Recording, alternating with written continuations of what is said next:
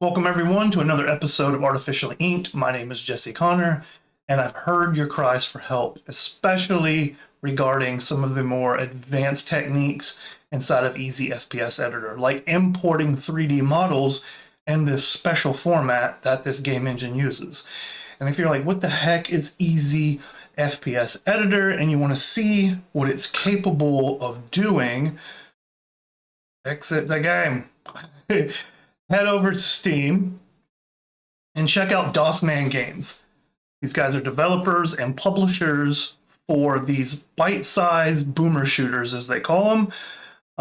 They're these smaller games that are built inside of this EasyFPS game engine, and this will give you kind of an idea of what's capable with this engine. They have stuff like this game called Satan, which is basically like a Doom style, just raw boomer shooter. They have this little melee arcade style. What is this? Flash of the Blade X. So much potential out of this, and all of the game logic is pretty much in place. And with some more advanced techniques, you can push the limits of this thing. And that's what we're doing today, is pressing the limits. So what I'm referring to when I'm referring to 3D objects or stuff like these bunk beds are brought in, this fancy dancy toilet, we've got some tables down there, everything else has been built, the lights, everything else has been built out of tools in the engine. But they allow you to bring these 3D objects in and set them up like decorations. So you don't necessarily have to have 2D sprites. You have stuff that you can actually, you have collision, you can jump on it, things of that nature. So let's get into what we are going to need to make this happen. First, we're going to need Blender. We're going to bring in whatever our OBJ or our FBX file, and we're going to save this with the material attached to it. Next piece of the puzzle, let's bring this over here. Oh, it's right here. Is a tool called Noesis. Still can't pronounce that correctly. This will convert it to an older format. It's called an MD3.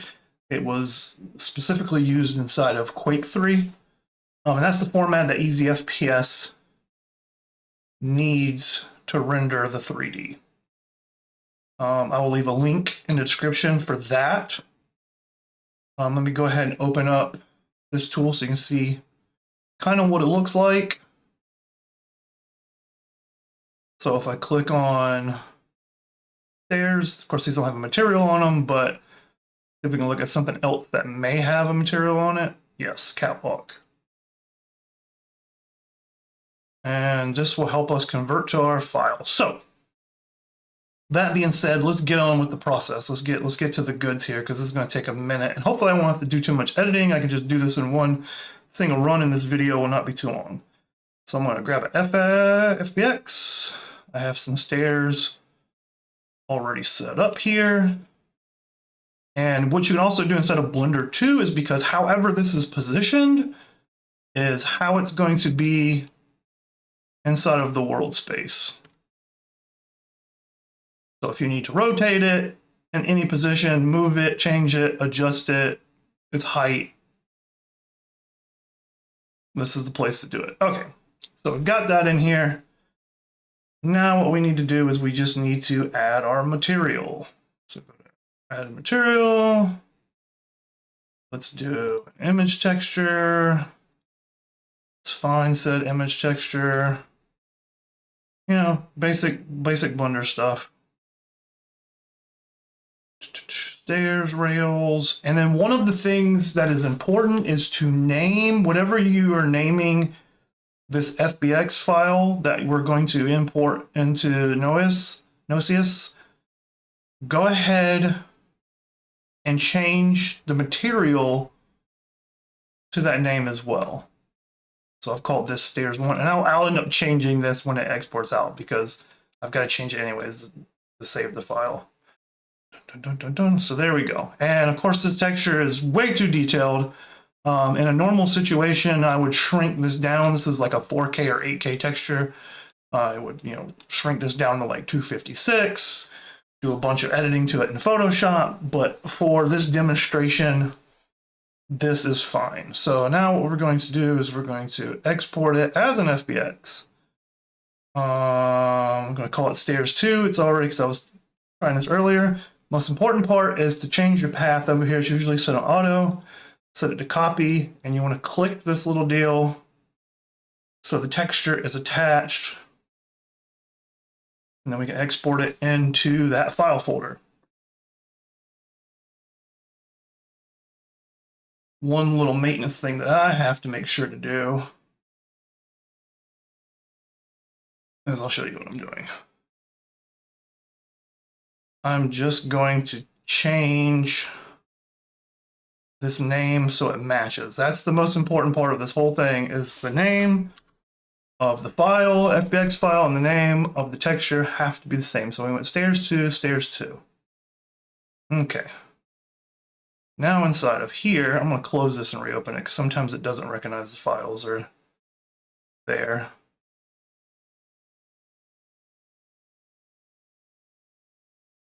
So I open up this program. I'm going to go stairs around. Stairs 2 should already be here.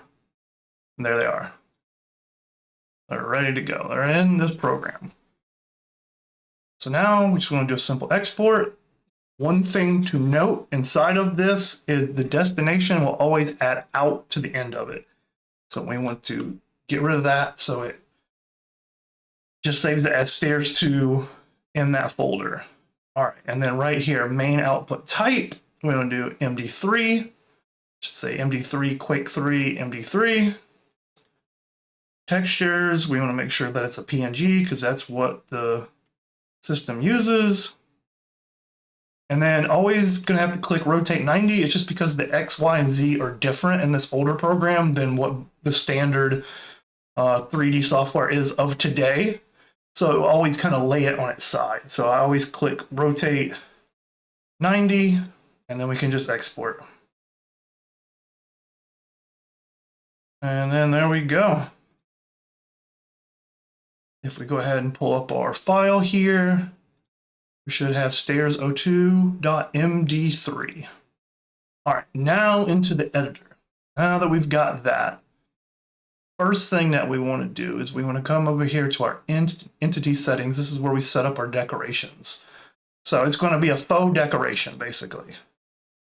Decoration, give it a name, stairs, hit the check mark, boom. I know for a fact that these stairs are huge because I've tested this earlier. So I'm going to change the scale, and that's something that happened too. Sometimes your models are going to be massive because everything in this project is like a 64 by 64 cube.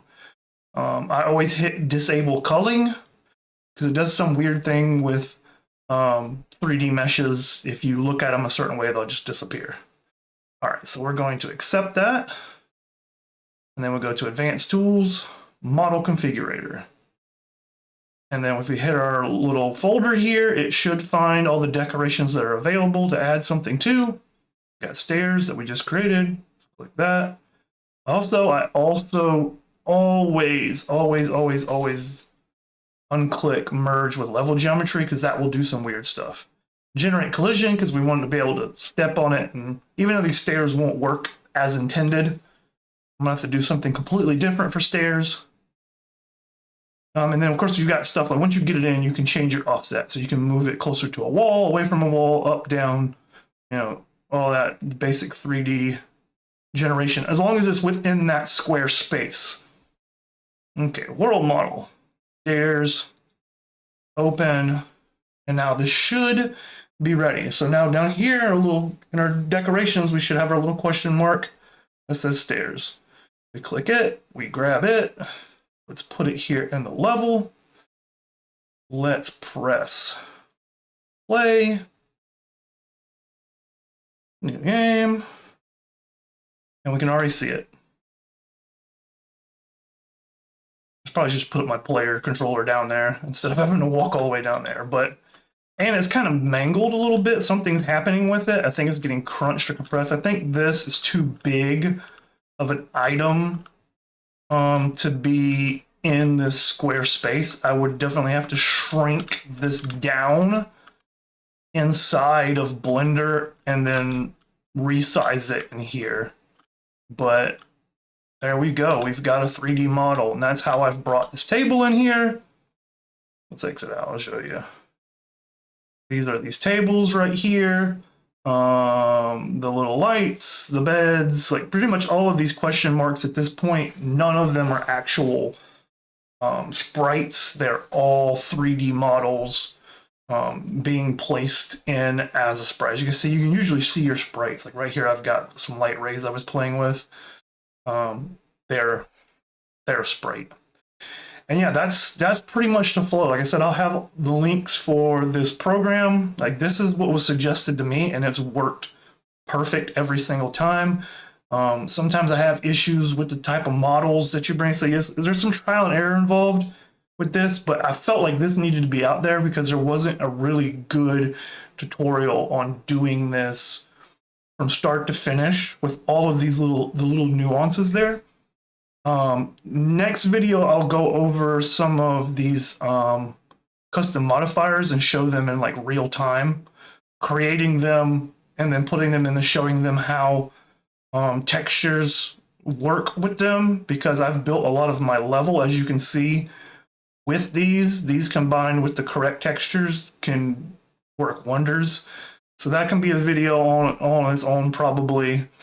And then also going over stuff like cube mapping, how I do that, how I create special textures and things of that nature. So I hope this is useful. I felt this community could use this kind of information out there, and give EasyFPS a try. It's a fun little engine, and you can get stuff up and moving pretty quickly and have yourself a little your own little game. All right, until next time.